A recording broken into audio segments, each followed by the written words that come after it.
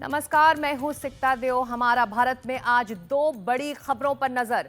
कितना एकजुट है इंडिया गठबंधन और क्यों है गठबंधन में अलग अलग सुर?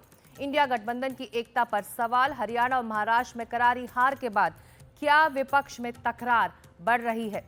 साथ ही बांग्लादेश में अल्पसंख्यकों पर हो रहे हमलों के बीच बड़ा सवाल बना हुआ है कि आखिर कहां जाएं बांग्लादेशी हिंदू। लेकिन पहले देश में विपक्ष के अलायंस का हाल। इंडिया गठबंधन में कुर्सी की टेंशन से क्या एक बार फिर विपक्ष बिखर रहा है? क्या ममता बनर्जी विपक्ष को एकजुट रख पाएंगी? ये सवाल बने हुए हैं। संसद की शीतकालीन सत्र की शुरुआत माना जा रहा था कि धमाकेदार रहेगी। उम्मीद इसलिए थी क्योंकि लोकसभा चुनावों में हुई सीटों की बढ़ोतरी ने विपक्ष के आत्मविश्वास को और बढ़ाया था। लेकिन हरियाणा और महाराष्ट्र विधानसभा में हुई हार ने विपक्ष की एकता की परतें अब खोल दी हैं। धीरे धीरे दरारें दिखने लगी हैं। संसद का शीतकालीन सत्र एक मौका था कांग्रेस के लिए कि वो विपक्ष को एकजुट करे, लेकिन ये मौका भी कांग्रेस के हाथ से चला गया लगता है।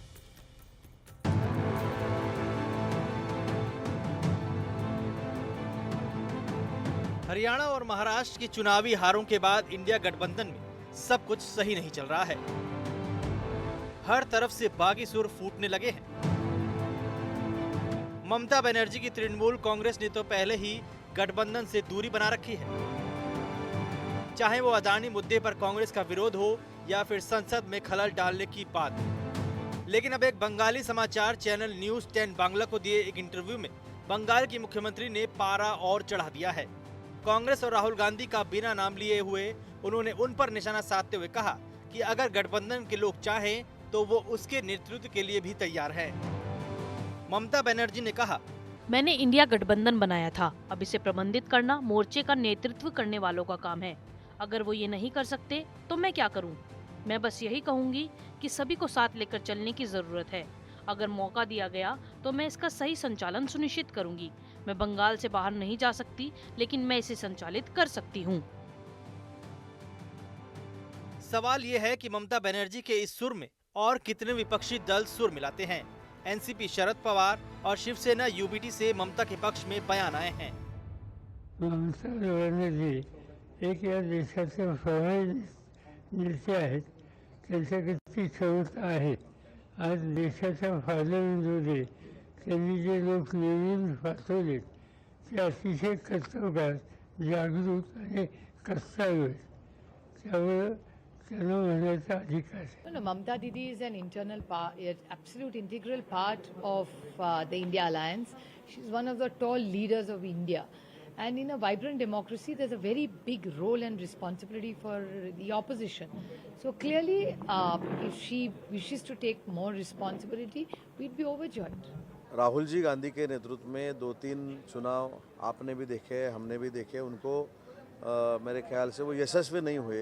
इसलिए अभी पैरेलली दूसरा नेतृत्व महाविकास आघाड़ी का रहना चाहिए। ये बात अगर रहती है तो ये कांग्रेस का अपमान है, हमारा नहीं। वैसे ममता बनर्जी अकेली नहीं है जो कांग्रेस और राहुल गांधी के रुख से नाराज हैं। लोकसभा में विपक्ष के सदस्य कहां बैठेंगे, इस बात को लेकर अखिलेश यादव की पार्टी भी खुश नहीं है।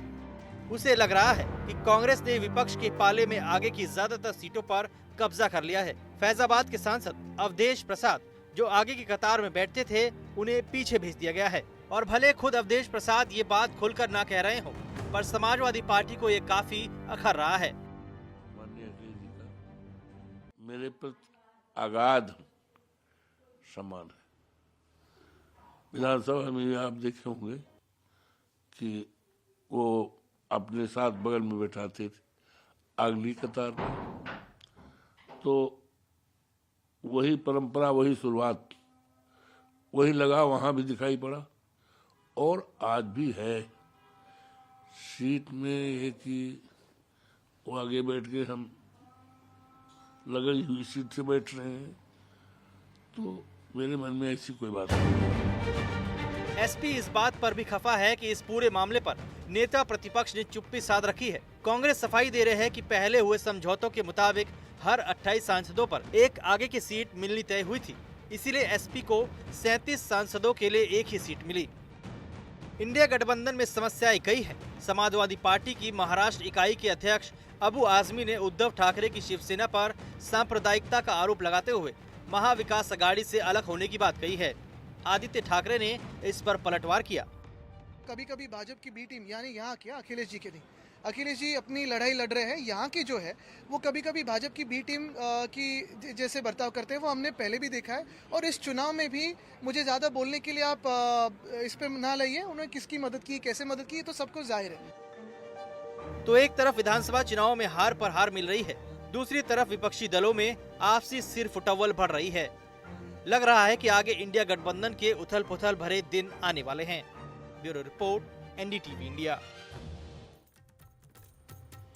विपक्ष के भविष्य पर बात करने के लिए मेरे 3 सहयोगी इस वक्त मेरे साथ हैं। मुंबई से सुजाता, लखनऊ से रणवीर सिंह और दिल्ली से प्रशांत।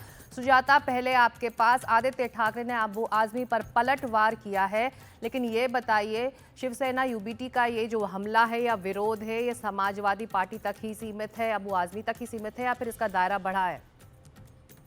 और देखिए, अगर हम बात करें इस समय महाराष्ट्र में विपक्ष की स्थिति की, तो महाविकास आघाड़ी से समाजवादी पार्टी ने अपने सभी रिश्ते तोड़ दिए हैं। ये तब हुआ जब महाराष्ट्र के नए विधानसभा में सभी नवनिर्वाचित विधायक जब शपथ ले रहे थे, उस समय विपक्ष ने इसका बहिष्कार किया और उन्होंने शपथ ग्रहण समारोह में खुद को सम्मिलित नहीं किया। हालांकि इसके बावजूद महाविकास आघाड़ी के हिस्सा रहे समाजवादी पार्टी के दोनों नेता जो नवनिर्वाचित विधायक हैं, अबू असीम आजमी और रईस शेख, दोनों ने शपथ ले लिया, जिसके बाद से ऐसे अटकलें लगाई जाने लगी कि क्या अबू असीम आजमी और महाराष्ट्र की समाजवादी पार्टी महाविकास आघाड़ी से नाखुश है। हालांकि इसके संकेत पहले भी समाजवादी पार्टी द्वारा दिया जा चुका था, जिसमें तमाम ऐसे सीट शेयरिंग को लेकर जो बैठकें हो रही थी उसमें अबू असीम आजमी को और समाजवादी पार्टी को शामिल नहीं किया जा रहा था। जिसके बाद कहीं ना कहीं ऐसे हिंट अबू असीम आजमी ने भी दिए थे, जिसमें उन्होंने कहा था कि वो ऐसे पार्टी के साथ नहीं रहना चाहेंगे जिसके सांप्रदायिक विचार उनके साथ मेल न खाते हो। ऐसे में जिस दिन पूरा देश महापरिनिर्वाण दिवस मना रहा था, उस दिन यूबीटी यानी शिवसेना उद्धव बाला साहब ठाकरे की पक्ष द्वारा एक एडवर्टाइजमेंट दिया जाता है पेपर में, जिसमें लिखा जाता है कि जिस दिन बाबरी मस्जिद को डिमोलिश किया गया, यानी जिस दिन बाबरी मस्जिद को तोड़ा गया, वो दिन कि वो लोगों को शुभकामनाएं देते हैं। इसके बाद अबू असीम आजमी का बयान आता है कि बीजेपी और शिवसेना यूबीटी में अब कोई अंतर नजर नहीं आने लगा है, जिसके ठीक बाद उन्होंने ट्वीट कर ये जानकारी दी कि अब वो महाविकास आघाड़ी के हिस्सा नहीं है, क्योंकि इनकी जो पार्टियां है वो सांप्रदायिक विचार नहीं रखती, जैसा कि समाजवादी पार्टी रखना चाहती है, जिस आइडियोलॉजी के साथ आगे बढ़ना चाहती है। इसके ठीक बाद आज दोबारा दूसरे दिन के इस सत्र में आदित्य ठाकरे जो वर्ली से नवनिर्वाचित विधायक हैं, वो सामने आकर अब बयान देते हैं कि वो समाजवादी पार्टी पर कोई टिप्पणी नहीं देना चाहते। हालांकि समाजवादी पार्टी उत्तर प्रदेश में अपना काम इंडिया आघाड़ी के साथ मिलकर बखूबी कर रही है, लेकिन इसके बावजूद जिस प्रकार की आइडियोलॉजी और जिस प्रकार के काम महाराष्ट्र में समाजवादी पार्टी द्वारा किए जा रहे हैं वो अस्वीकार्य है। आदित्य ठाकरे ये भी बोलते हैं कि अब समाजवादी पार्टी महाराष्ट्र में कहीं ना कहीं बीजेपी की टीम बी जैसे काम कर रही है, जो कहीं ना कहीं अब कई नए सवाल और एक बड़े बयान के तौर पर देखा जा रहा है। एक और जहां इस समय अबू असीम आजमी ने अपने आप को महाविकास आघाड़ी से अलग कर लिया है। उनका कहना है कि पहले भी उन्हें जगह नहीं दी गई थी और जैसे जैसे उनके लिए 2 सीट छोड़ी गई थी, उस पर भी महाविकास आघाड़ी ने अपने उम्मीदवार उतारे थे विधानसभा चुनाव के दौरान, उनके कार्यकर्ता उन सीट पर काम कर रहे थे। यानी किसी भी प्रकार से अबू असीम आजमी और उनकी पार्टी को शामिल होने नहीं दिया जा रहा था, जिसके चलते अबू असीम आजमी ने इतना बड़ा निर्णय लिया है। अब देखना ये होगा कि किस प्रकार चुनाव के बाद बिखरी नजर आ रही महाविकास आघाड़ी अपने आप को एकजुट लेकर चलती है, और इस प्रकार समाजवादी पार्टी जब अलग हो चुकी है तो क्या दूसरे भी दलों में ये कॉन्फिडेंस आएगा कि वो खुद को अलग करे, या फिर बची कुछ महाविकास आघाड़ी भी अब एकत्र चलेगी। क्योंकि एक और जहां महायुति की बड़ी जीत नजर आ रही है, वहीं दूसरी ओर महाविकास आघाड़ी में सभी दल एक दूसरे को बीजेपी की टीम भी या फिर बीजेपी की दूसरी पार्टी बोलकर जो है बुलाने लग गए हैं। तो कहीं ना कहीं महाविकास आघाड़ी में दरार पड़ती हुई नजर आ रही है। इसको कैसे समेटते हैं दिल्ली में बैठे और महाराष्ट्र में महाविकास आघाड़ी के बड़े नेता, ये आने वाले समय में देखना होगा। और चलते सीधे रणवीर के पास लखनऊ में रणवीर, लखनऊ से हमें ये समझाइए समाजवादी पार्टी की सबसे बड़ी परेशानी क्या है, कि कांग्रेस उसे तवज्जो नहीं दे रही, अहमियत नहीं दे रही है, या फिर जिन लोगों के साथ उन्होंने अलायंस बनाया है, समाजवादी पार्टी अलायंस में है, अब उनकी आइडियोलॉजी रास नहीं आ रही?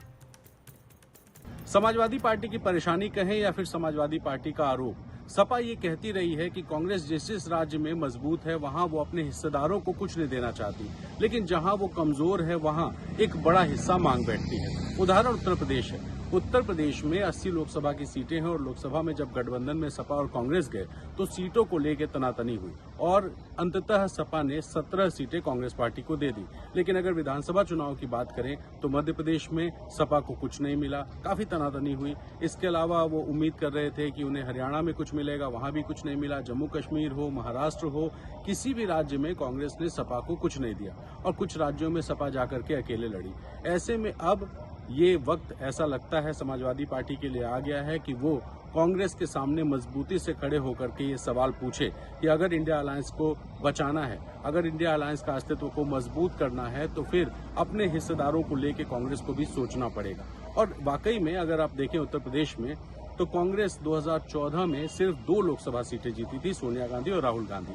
19 में स्थिति और खराब हो गई जहां सिर्फ सोनिया गांधी जीती थी, लेकिन 24 में जो कांग्रेस पार्टी 2 और 1 पर थी वो सपा से गठबंधन के बाद 6 सीटें जीत गई। और यही वजह है कि अब समाजवादी पार्टी को पता है कि वो देश की तीसरी सबसे बड़ी पार्टी लोकसभा में है और कांग्रेस पार्टी को अगर इंडिया अलायंस को और मजबूत करना है और आने वाले जो विधानसभा के चुनाव हैं उन चुनावों में इंडिया अलायंस को मजबूती से बीजेपी के सामने लड़ाना है, तो ऐसी दशा में कांग्रेस को भी अपने सहयोगियों को महत्व देना होगा और साथ ही हिस्सेदारी भी तय करनी होगी कि आखिर जब कांग्रेस पार्टी एक बड़ा हिस्सा कमजोर जिस राज्य में है वहां मांगती है, तो जिस राज्य में कांग्रेस मजबूत है वहां अपने सहयोगियों को कुछ क्यों नहीं देना चाहती। जी शुक्रिया रणवीर आपका और सुजाता इस अपडेट के लिए। वक्त अब एक छोटे से ब्रेक का है।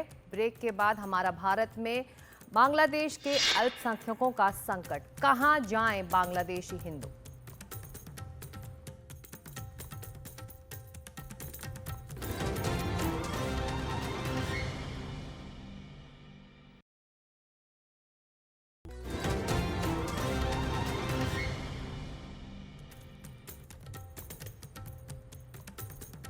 आप देख रहे हैं हमारा भारत। अब खबर बांग्लादेश की, जहां पर तख्तापलट के बाद से हालात बद से बदतर होते जा रहे हैं। वहां अल्पसंख्यकों खासकर हिंदुओं पर हमले तेज हुए हैं। समुदाय से जुड़े लोगों को निशाना बनाया जा रहा है। हिंदू मंदिरों पर भी हमले हुए हैं। इस्कॉन के 2 मंदिरों को निशाना बनाया गया। इस हिंसा के खिलाफ बांग्लादेश में विरोध प्रदर्शन भी हो रहे हैं। पीड़ितों के साथ समझदार और जागरूक लोग इन प्रदर्शनों में शामिल हो रहे हैं, लेकिन हिंसा के मामले थमने का नाम नहीं ले रहे।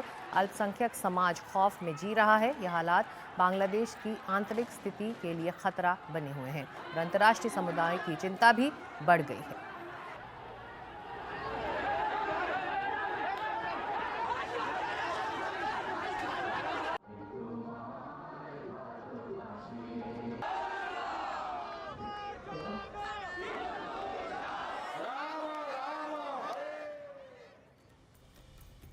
ऐसे में भारतीय सीमा में दाखिल 10 बांग्लादेशी हिंदुओं को यहां गिरफ्तार किया गया है। ऐसे में सवाल ये भी बना हुआ है कि आखिर बांग्लादेशी हिंदू जो वहां के अल्पसंख्यक हैं वो आखिर कहां जाए।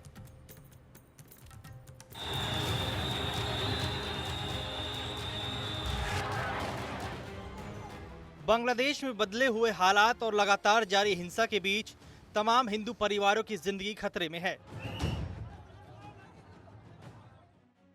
ऐसे में 10 लोगों का ये समूह वहां के किशोरगंज जिले से भागकर अवैध तरीके से त्रिपुरा में दाखिल हुआ।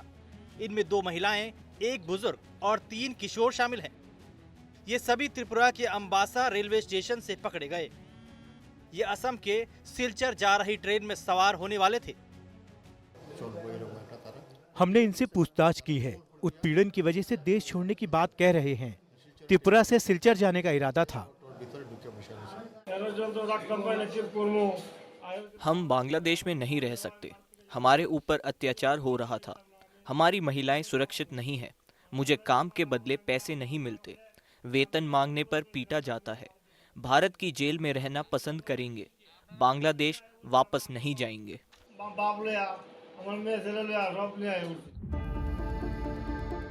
बांग्लादेश से जान बचाकर भारत पहुंचे इन लोगों के साथ हमदर्दी जरूर हो सकती है, लेकिन चूंकि ये अवैध तरीके से देश में दाखिल हुए, इसलिए पुलिस और प्रशासन ने अपनी कार्रवाई की है। इन सबके बीच सवाल बना हुआ है कि बांग्लादेशी हिंदू जाए तो जाए कहां। एनडीटीवी इंडिया के लिए त्रिपुरा से रत्नदीप चौधरी की रिपोर्ट।